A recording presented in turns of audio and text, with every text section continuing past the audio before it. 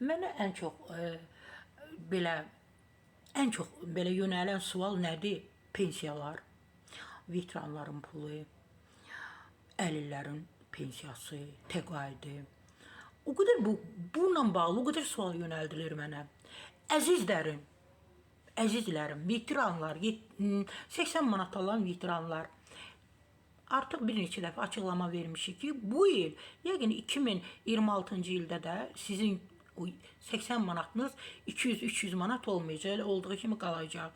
Və digər bəzi pensiya alanlar var, yaşla, zadla, belə də pensiya təqaüd alanlar var.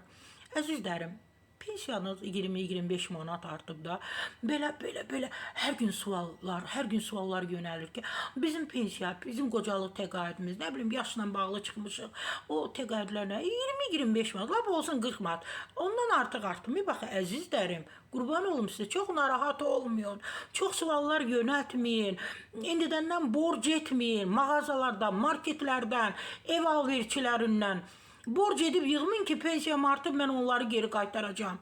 Əzizlərim, az borc edin.